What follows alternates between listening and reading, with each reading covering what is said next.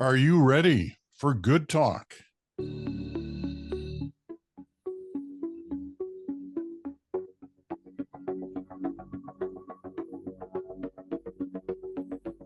And hello there, Peter Mansbridge here with Bruce Anderson and Chantal and Bruce. It's a Friday good talk session. And we have, this program has been based on our discussions around politics, usually Canadian politics, sometimes provincial, sometimes federal. Sometimes we go outside of our boundaries, talk about American politics, talk about UK politics. And all of those would be good to talk about today, any one of those areas, and we'll probably get to some of them. But that's not how we're going to start. We're going to do something a little different today. I want to talk about Karl Tremblay. Now, I'm not sure how many Canadians outside the province of Quebec have heard of Karl Tremblay before. But he passed away this week on Wednesday, prostate cancer, 47 years old. Cultural icon for French Canadians and English Canadians inside Quebec. He's the lead singer of a group called Les Cowboys Fringants, extremely popular, sold 16 albums over the last 20 years, performed in front of tens of thousands of fans. Last night at the Bell Centre in Montreal, where the Canadians play, they kind of raised a sweater. Well, they actually hung a sweater with number 76 on it, a Habs sweater. And 76 was the number that Karl Tremblay used to wear when he played hockey, and he played a lot of kind of beer league hockey. The arena was quiet. They sang his songs. They had a kind of light parade. It was very moving to watch it. But as I said, most of Canada never heard of this guy. But he's being compared to, and perhaps unfairly, in the sense that he may even be bigger than Gord Downie was for a lot of English Canadians. So the province of Quebec has been devastated by this news. Lots of things happening over the last 48 hours. Chantal, tell us why this fella was so connected to that province. Oh, boy. I guess I'm going to start with an anecdote of where I was when the news broke. So I was sitting on a bus on Park, big street in Montreal, at rush hour. And everyone is on his or her phone, as is the fashion. And I'm looking at my phone, and the news breaks. And instantly, I text a friend to say, Quebec is in mourning. This is happening. And then I looked around, and I saw people's face change as they were scrolling down on their phones. It's really a strange thing to watch. Why so instantly? And everything that has happened since then, there is no surprise. It's like being told René Lévesque has died, for those of us who are old enough. You know what's going to happen next. People will be crying. I sit in a radio studio every morning, and yesterday morning, the host started, the show opened on a song by Les Cowboys Fringants, and then he said, for the first time since I've started hosting this show, I've had to ask the assistant producer to bring a box of tissues in the studio, because this is what is going to happen. I heard him this morning listen to what was happening, or what had happened at the hockey game. And then when he picked up again, his voice was breaking. And he said, I can't get over this cold. My voice is never completely coming back. Well, I was sitting at home. I've worked with this guy for a number of years now, thinking, no. That is not why your voice was breaking. You're just trying to get over this moment. Intergenerational would be the first thing you would say about it. I listen to Les Cowboys Fringants, especially when I'm down and I need to be picked up by songs that actually make sense of what you see in the subtext of all of the things that you see when you cover politics, but you don't talk about, because we are not here to deliver emotion. We're here to deliver facts and analysis. My son, whose generation is very much the generation of Les Cowboys Fringants, listens obviously to them. My grandson, who is 10 years old, has gone to a show of Les Cowboys Fringants and sings those songs. So that's a very large span. Now, people outside Quebec are probably used to the notion that when something like that happens and a singer is in play, they think of Gilles Vigneault, they think of Mon Pays, songs that are nationalistic in a very Quebec sense. This is different. This is Quebec in modernity. Anyone, and those songs are universal, even if as they are obviously based on a Quebec flavor. I was listening yesterday to Jean-François Lisée, a former journalist, but former leader of the Parti Québécois, who said the first time he heard the song called L'Amérique pleure, which is America in Tears, he was driving and he had to stop his car to listen to it. Well, I wasn't driving, but I just played it over and over and over again. This song came out during the pandemic, towards closer to the tail end than the beginning. It was written over that time. It's basically a truck driver who is describing his experience of driving on highways between the US and Canada.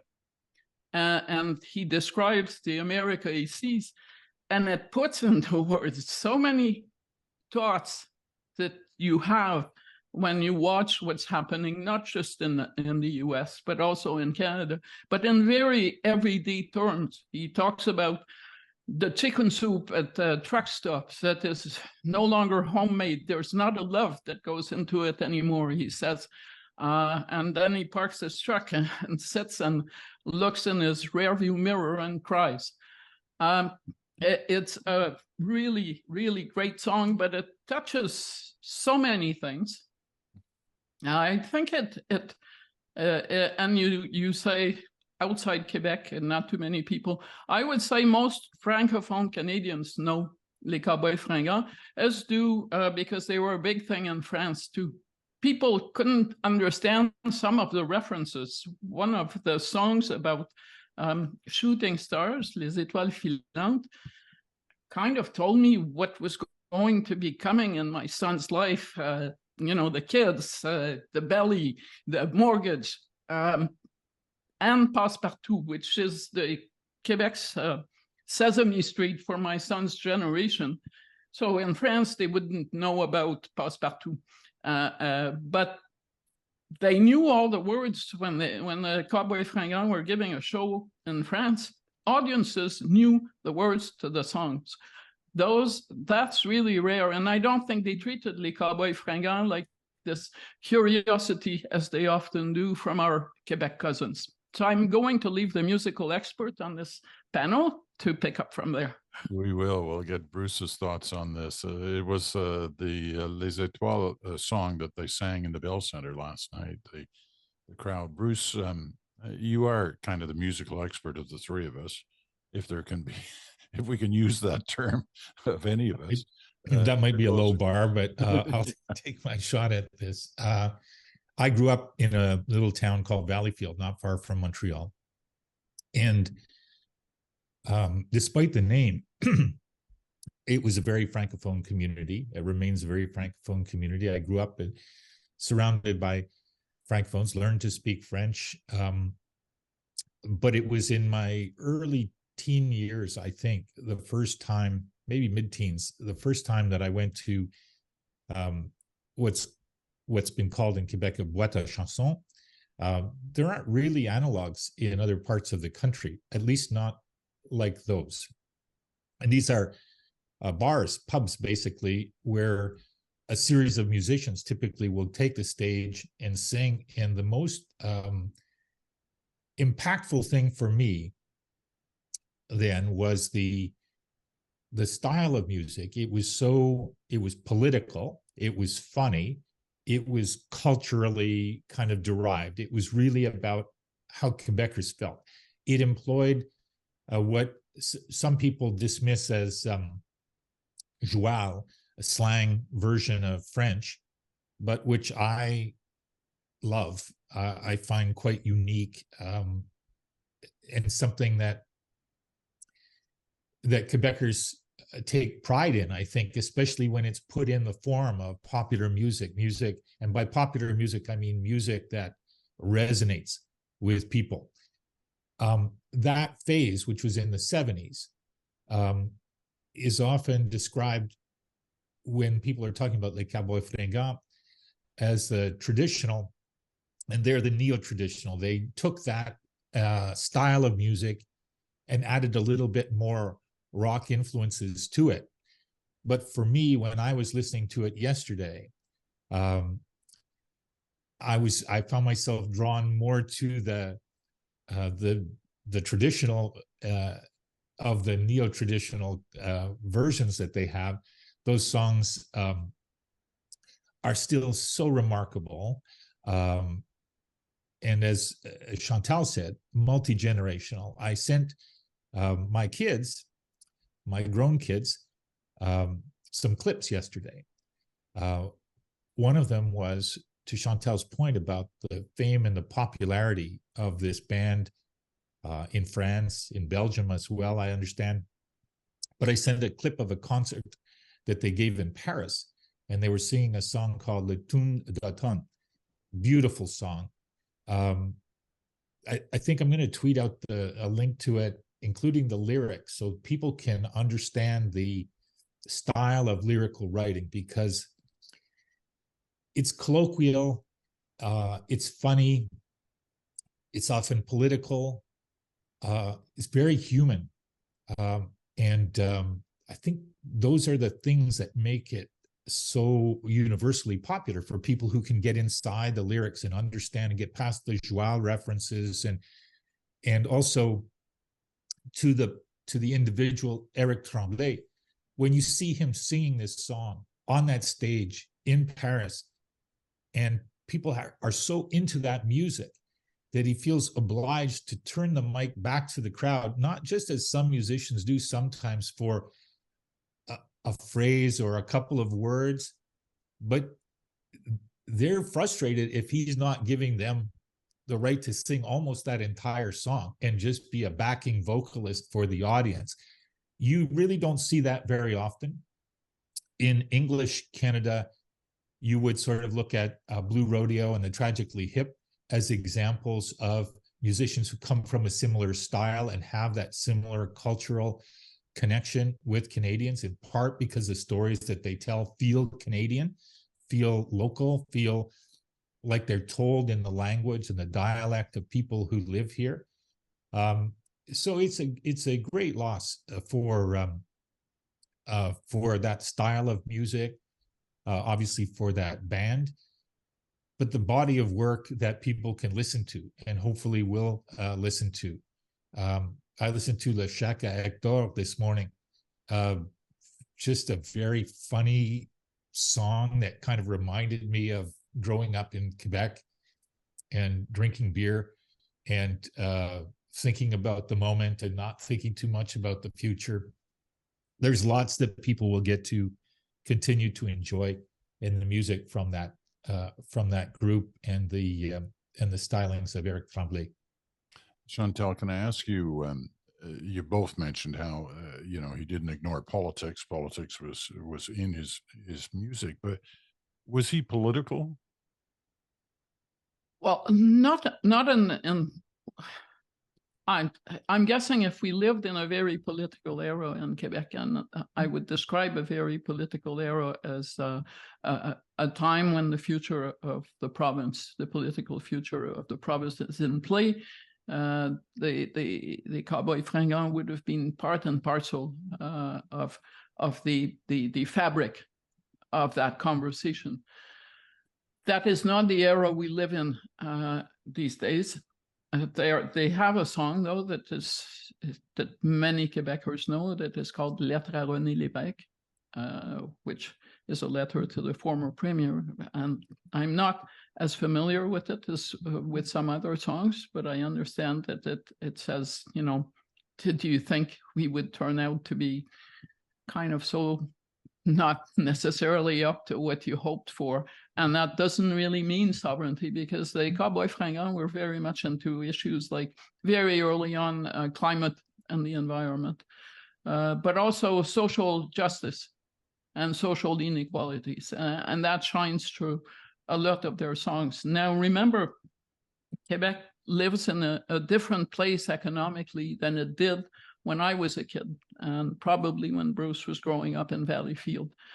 But it's not that long ago that Quebecers remember how tough economically life was, and how collectively their economic standing of Francophone Quebecers was low. So the social justice themes still resonate, even if our kids are a lot more comfortable than my grandparents, who were blue-collar workers, would have been. I think their work superseded those differences, as do the work of others in Quebec, between, you know, federalists, sovereigntists. No one was claiming the Cowboy Fringant for any camp yesterday. That wasn't happening. This is not, they belong to everyone, and it's a part of everyone's soul that was lost. But this was also something that Quebecers knew was possibly coming, in the sense that all summer they had to cancel some concerts, maintain some. They gave an extraordinary one at the Festival d'été de Québec on the Plains of Abraham, where thousands and thousands of people were, and it was just a love fest. Very bittersweet. It made you wish you'd been there.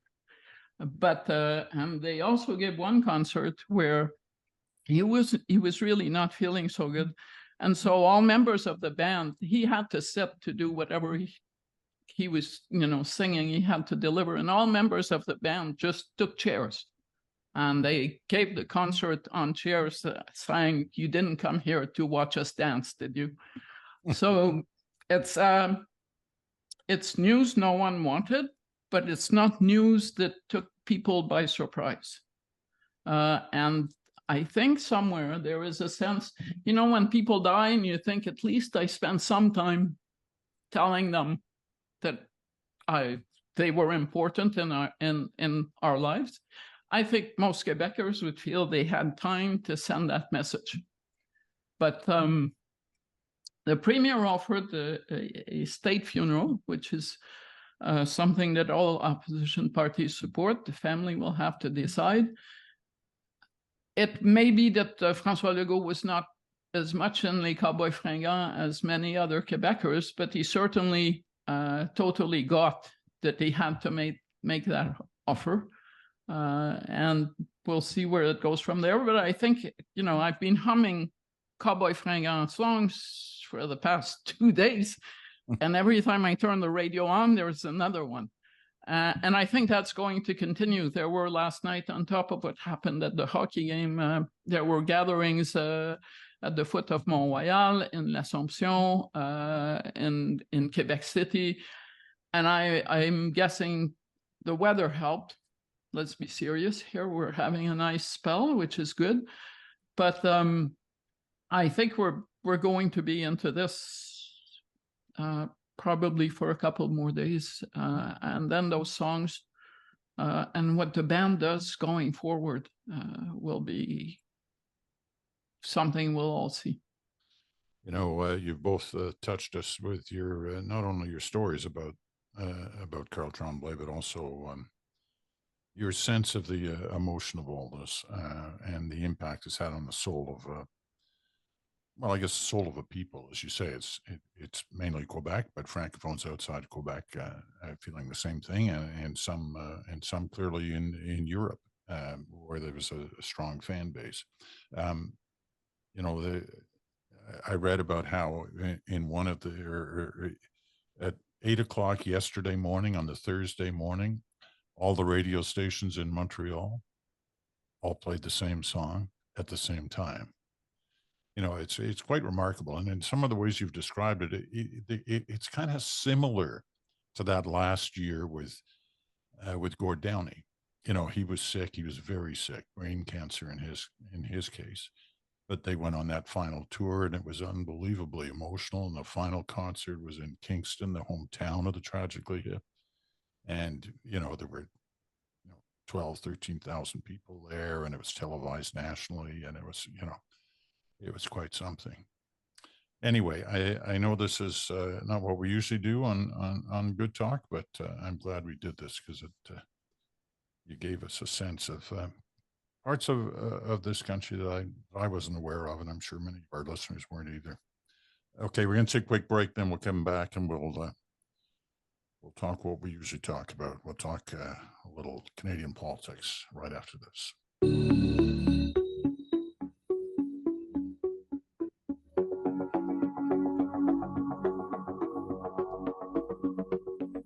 And welcome back. You're listening to Good Talk, Friday episode of The Bridge. I'm Peter Mansbridge. Chantal and Bruce and Bruce Anderson are with me. You're listening on Sirius XM, channel 167, Canada Talks, or your favorite podcast platform, or you're watching us on our YouTube channel. Glad to have you with us, whatever platform you are plugged into right now. Okay, back to the reality of Canadian politics, and you know there are a number of issues that we could talk about. I want to start on kind of where we are in the Canadian position on the Israel-Hamas war, because it seems to be causing serious disruption within two of the three major parties, and those are the two who are kind of holding the Liberals in power. The Liberals, obviously, and the NDP. And both parties seem to have a dividing line within them about issues, whether it's the war itself, the ceasefire question, and the divisions are strong and could cause real problems.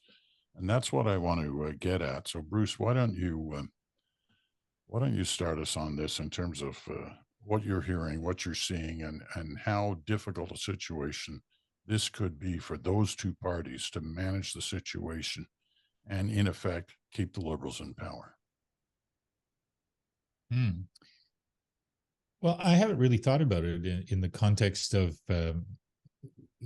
keeping the Liberals in power or maintaining the relationship between the parties, and maybe I will now that you've asked the question. But I tend to think that all parties are struggling with with a combination of reflexes and understandings of what's happening in the region. I think that part of the struggle that they have is linked to the fact that it wasn't very many years ago that what was really in prominence in our political conversation was a real rise in Islamophobia. You will remember, both of you, I know that 2015 wasn't that election, but 19 was an election where there was quite a conversation about Islamophobia and the treatment of Muslims in the country. And so I think for a lot of voters whose history or knowledge of history, and the history in particular of anti-Semitism, they have developed an understanding of the history of Islamophobia, and that is something that's very prominent in their minds as they think about what's happening in Gaza. For people who are perhaps older, so I am speaking about a generational difference. There is a deeper and longer understanding, perhaps, of anti-Semitism and they see lots and lots of evidence of a rise in anti-Semitism, which, given their knowledge of the Holocaust, is something that isn't more important than Islamophobia, but provokes much deeper feelings of fear and anxiety and a sense that things can go terribly badly very quickly. So I do think that there's an intergenerational difference in the connection to Islamophobia and anti-Semitism. Both are important issues to be dealt with. Both are prominent in the way in which politicians are being urged to act, urged to speak, and both influence the way mainstream voters are thinking about what's the right thing to do in this situation. The second thing that I think is really challenging for people in politics is if you're not one of the politicians who can make a difference in the resolution of this conflict, but you still feel like you should opine on it, it can really sound like people offering platitudes, but not much of real value in terms of saving lives, in terms of solving these perpetual conflicts. And I suspect there are people who feel quite deeply about this, who are kind of getting tired of hearing politicians talk about it if they don't really have any material ideas on what to do to save lives that are being lost now and prevent more murders by Hamas of Israelis. And the last thing I think is that the Jewish community in Canada and broadly sees this as a situation where Hamas murdered and took hostages among their population, and that is what started this. And the release of those hostages and the eradication of that particular threat, Hamas, is necessary to their safety. And so when they hear politicians say Israel has the right to defend itself, but then there's a but after that, their instinct, not unsurprisingly, is to say, but why is there a but after that? On the other hand, there are many people of good faith who want Israel to feel protected, to feel supported, and to defend itself properly, who see these images of death of innocent civilians in Gaza, and they want that to stop. So it's a paralyzing problem for a lot of people. It's perplexing for politicians to know what to say that might be useful. And probably it's the case that more of them are talking about it than are being useful on it. And that's causing some friction in politics. But I think they all feel it. I don't think it's a partisan divide particularly. At least I haven't seen much evidence of it at this point in time. Chantal. So I'm going to bring it back to the political arena, because I believe that as this conflict goes on, it does have the potential to affect the dynamics in the House of Commons, to move the debate from the streets. And those statements, I agree with Bruce, there are days when you could dispense with spreading your wisdom about the news in Israel, since our politicians, by and large, are not experts in the issue and have very little to contribute to the solution over there. We saw this week that positions here on the streets, on the ground, are becoming more entrenched. Anyone who looked at the pictures of Justin Trudeau's visit to Vancouver and the kind of reception he got in not one but two restaurants at the hand of pro-Palestine demonstrators speak to that. Looking at both events, it felt to me like positions here were even more entrenched in a visceral way, as over the course of the debate over vaccines, which actually affected people in a real factual way, not as part of a larger debate.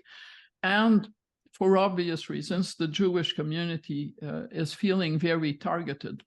Justin Trudeau's comments this week and the tone that he used to warn Israel were widely seen in the Jewish community in this country as insensitive, in the sense that the general feeling was that the prime minister had, at the end of the day, for political reasons of trying to balance both sides, painted a larger target on the backs of the Jewish community here at home. That his tone implied that war crimes were being committed, which is not what he said. But if you read the transcript of the remarks versus the delivery of them, tone does make a difference, and the tone was striking. How it plays out on Parliament Hill. Well, within the NDP, there are MPs and party members who are uncomfortable, I'm going to use that word, with the notion, increasingly uncomfortable with the notion that the NDP should support the Liberals on confidence vote on the basis of the refusal of the government to call for a ceasefire. The NDP was the first party in the House to call for a ceasefire. The Bloc has now joined the NDP, but it's not playing out inside the Bloc Québécois in the way that it plays within the NDP, and we've seen it in some of the events surrounding the NDP caucus at Queen's Park, for instance. I'm convinced that the NDP government of David Eby in BC is also feeling those strains. So there could come a day, unless you assume that this event, this war is going to come to a quick end, which I'm not convinced will happen. There could come a day when there are NDP MPs who, on principle, for pro-Palestine reasons, are saying we don't want to be seen as supporting this government that's not calling for a ceasefire. On the other side, you have a very deep red line on the part of some members of Justin Trudeau's caucus who are from or in contact with the Jewish community, that the words ceasefire, are they to be pronounced by the federal government absent a large international consensus? And by that, I mean, should the US in particular, but other allies, see a change in paradigm that leads them to call for a ceasefire, that's a different issue. But absent that, I think there is a real possibility that should Justin Trudeau cross that line, there will be resignations from inside this caucus. That is going to happen. And the Prime Minister knows it. And I think if he didn't know it before a statement this week, he would have cause to totally know it now, because the backlash reached all the way inside this caucus on those remarks.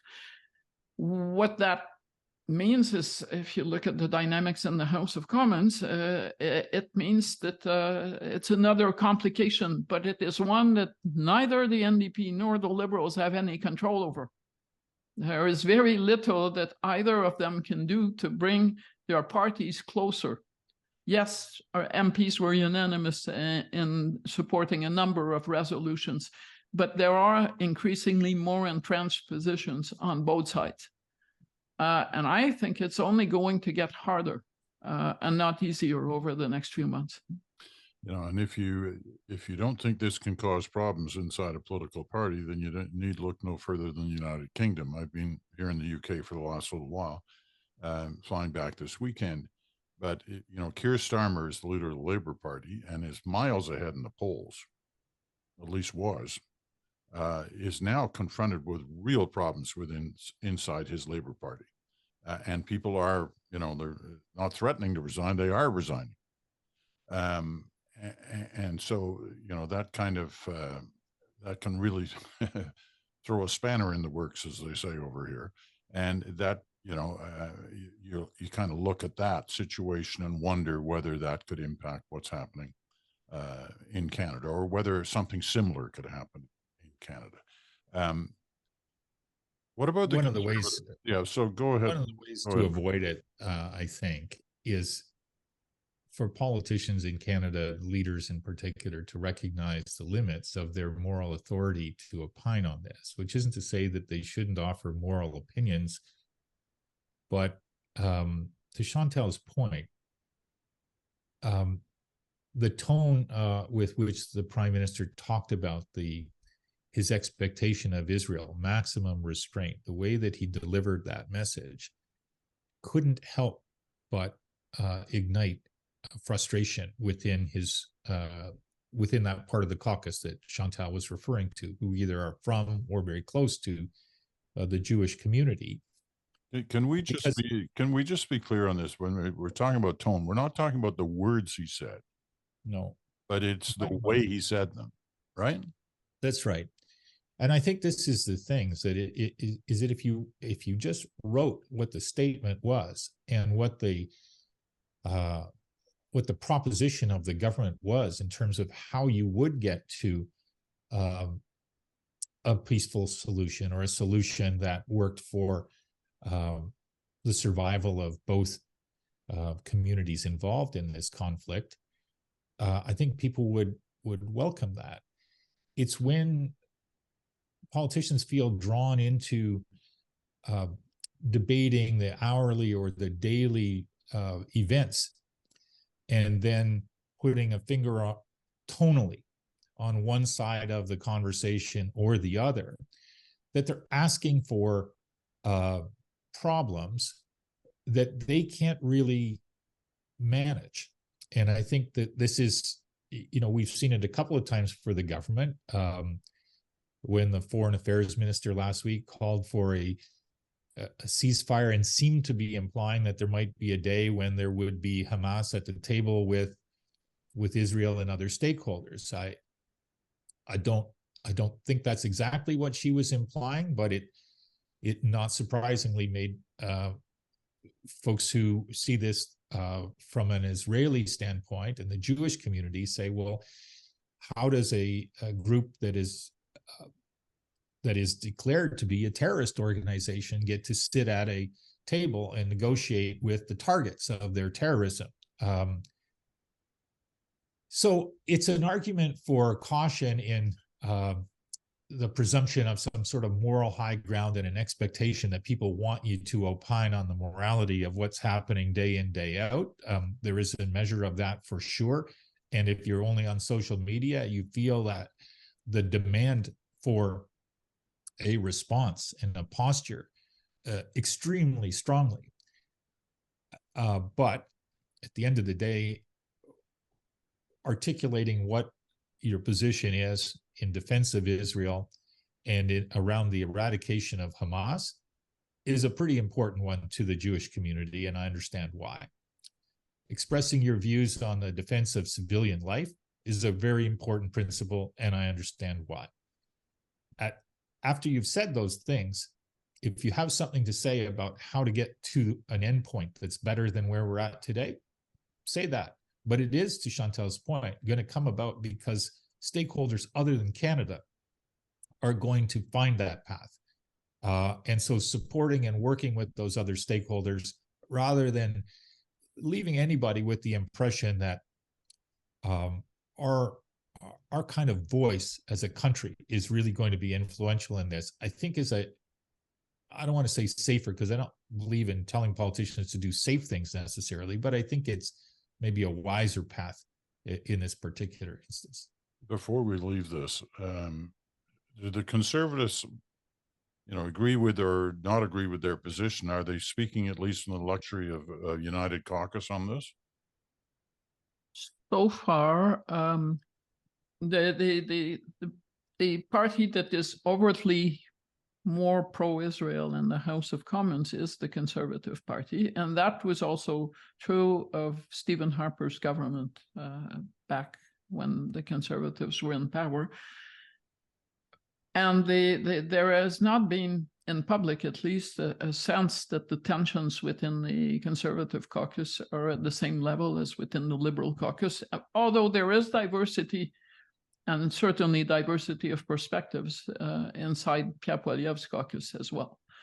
But it's easier to be the leader of the opposition or the leader of the Bloc Québécois and not to be asked daily. So what's your take on what's happening in Gaza today? That being said, we are all old enough to know what difference television and images made to the Vietnam War. And this war is unfolding live on many screens, fake pictures, but also real pictures. And for Canadian politicians, it's going to be a challenge not to not comment, or not comment too quickly until they have some grasp of the hard-to-get facts as to what's happening on the ground, to things that are going to be pretty horrible, I suspect, and that will be repeatedly horrible. So,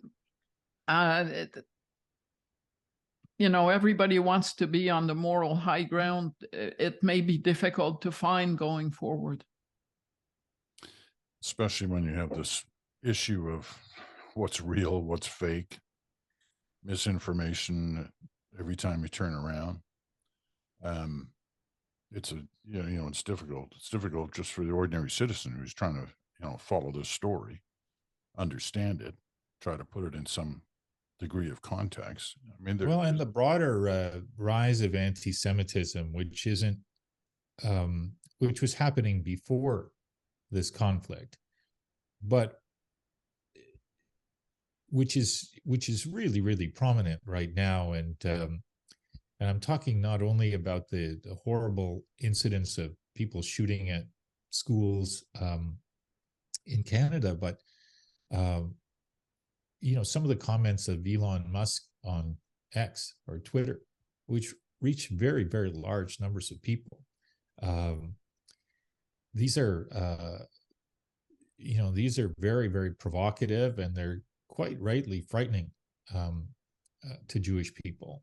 Yesterday, I noticed that IBM decided to take itself off that platform from an advertising standpoint because it discovered that its ads were being associated or linked or put in proximity to anti-Semitic hate. And you look at that, and you look at what's been happening on TikTok, and you do have to recognize that, separate and apart from the events that are happening right now in the Middle East, Jewish people have very, very good reasons to be concerned about rising anti-Semitism and to expect more allyship across the board in that regard, which is another layer of complexity and challenge. Go ahead, Chantal.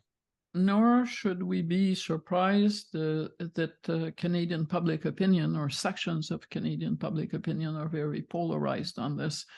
I have a friend and colleague who served as ombudsman to Radio-Canada. So this is the person who gets complaints about unfair treatment of this piece or that piece of news or that interview, and has to kind of look into it and answer or explain why the report was that way. And he was telling me, and this is in a time when they're never completely quiet between Israel and Palestine, but we were not in a conflict like this. And he was telling me that one of the things he discovered was the one issue that draws, if you had to make a percentage, the biggest percentage of complaints always dealt with the Israel-Palestine issue. Not with, you get your share of he's a federalist, she's a sovereigntist, or this is tilted, yes, par for the course, but even more so, even in a time when nothing exacerbates passions, this issue, whenever someone touches on it, would raise red flags on both sides. So imagine now, there is nothing you can do now in a news report in Canada on this issue that will not draw complaints of bias from either side. I mean, the CBC was accused of being pro-Hamas by one of the leading political parties in this country, the Conservatives. So it's an untenable proposition, and my fear is that we are losing the capacity to have a conversation on this issue because both sides are becoming so entrenched. And I'm talking about in Canada that it's, you know, you can't even look for common ground because it's a non-starter to come from a different perspective in a conversation with the entrenched sides, and that is kind of scary. I saw that claim by a conservative member, which to me just showed the basic ignorance of that particular person in understanding how a newsroom works, any newsroom. But in terms of, you know, the kind of community is split, but so from what I've heard, so are many newsrooms are split on the way this story is being covered, and it's angry in there, and it's ugly in there, in some places, and it's a tough story. And I you know, all I can do, Chantal, is you know, is underline what you said about there is no other issue that competes with this at any level. And in all the years I was at the CBC, it was unquestionably the issue that prompted the most complaints, and it was always a tough one to deal with. Okay, we got to take our final break. Come back right after this.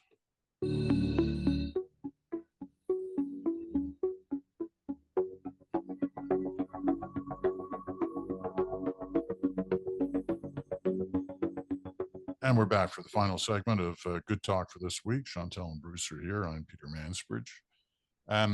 Okay, we've got a couple of minutes left. I mean, this potentially is a big week coming up. You know, economic statement, Pharmacare, whether Pharmacare, is something going to happen on, you know, on that. But in terms of those two, you know, like budget's always the big statement by the Minister of Finance each year, and, you know, unveils all kinds of stuff. But increasingly over the last 10 or 15 years, the economic statement has played a big role too, and is looked at by many as a kind of a mini budget because things happen in it. What should we expect? And once again, we don't have a lot of time, but we have some time.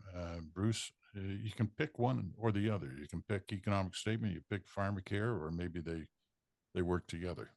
I think they work together. I think the answer for the Liberals, the answer to the NDP pressure on single payer Pharmacare, which is a very expensive idea. What does that mean? Sorry? What does it mean, single payer Pharmacare? Like Medicare.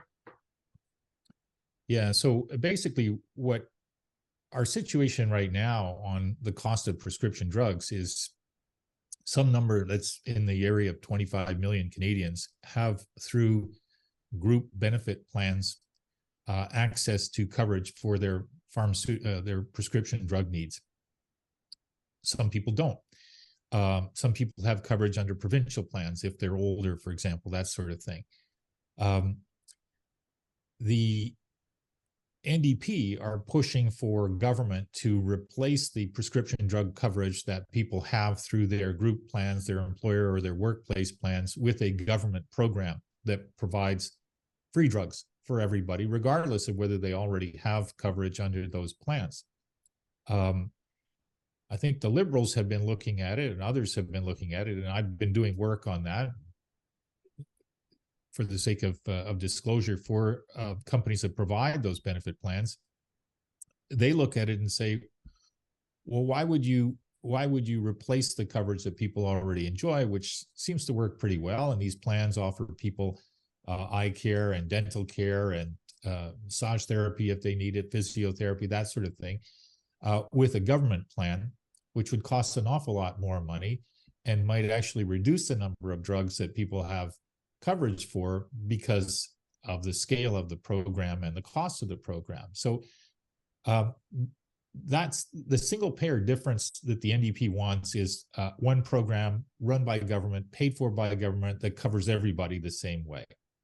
The people who argue against that program say, why wouldn't you just put a program in place that covers people who don't have coverage right now? Helps them, saves a lot of money. The most logical position for the government to take in terms of its political circumstance right now and its fiscal circumstance right now is to say no to single payer, but we can do more to help people who don't have coverage right now. The NDP has said publicly, I think this week, that they're drawing a line around this issue, and they don't accept the government's proposals that have been made behind closed doors so far. But it remains to be seen how that will play itself out, either in the fall economic statement next week or before the end of the year, which is the timetable for resolving this friction between these two parties. As we talked about this last week, I think it was last week, I can't imagine a scenario where Jagmeet Singh says, I've caused an election to happen over this division between the Liberals wanting to do something that's more of a fill the gaps and our preference for a government covers everybody program, because I don't see any real upside for the NDP in it, and also because the NDP would probably be held responsible by many progressive voters for triggering the election of Pierre Poilievre as Prime Minister of the country. That's what the polls tell us would happen now. All right, Chantal, he's left you 2 minutes. I'm not sure in any event, because of what Bruce explained, that about millions of Canadians having private coverage, that it's such a vote winner on the ground. It's probably more important within the confines of an NDP gathering or convention than it is in real electoral life. When Medicare came in, it only came in because provinces bought in. There is not a lot of provincial buy-in coming the way of the kind of program the NDP is asking for. I'm not even hearing the NDP premiers clamor for it. So it's not just the federal government that needs to get into the act. It's provinces. Absent that, it's not going to go anywhere. As for I took Jagmeet Singh's newser this week a bit differently, in the sense that he said we rejected the first draft of the legislation that the Liberals presented to us. But he also implied that the two parties were still talking, and I saw it as a preemptive move to say that basically means it's not going to be much in the fiscal update, and we know that. And clear, we're not going to precipitate the parliamentary crisis the next day. But that being said, can the NDP even get an election over this? Because if that were the reason for the NDP to stop supporting the government, or even to move non-confidence on that basis, well, the Bloc Québécois is not going to support this idea of a new Pharmacare program. Quebec has a mixed hybrid program, and no one is saying that the NDP is on a great path to replace it with some idea of its own that involves the federal government. So I believe that what Mr. Singh did this week was basically to say, we're still working on it. Call me back later, but Tuesday afternoon, do not ask me to say I'm going to bring down the government over what is in the fiscal update. We'll see. I mean, we had a parliamentary crisis in 2008 over an economic statement that would have withdrawn some funding, public funding for political parties. No one had seen that coming. So you never know in a minority parliament. But in theory, I frankly am not packing my bags for a January election. Yeah. That 2008 thing was quite something. That was a real, that was quite a week. All right, we got to leave it at that for this day. Good conversation. I'm really glad we had the conversation about Karl Tremblay at the beginning of today's show. Have a good weekend. Take care, both of you, Chantal and Bruce. I'm Peter Mansbridge. Thanks so much for listening. Grab your copy of The Buzz tomorrow, nationalnewswatch.com/newsletter to subscribe. Costs nothing, and we're happy to bring it to you. Take care, and Have a good weekend. See you on Monday.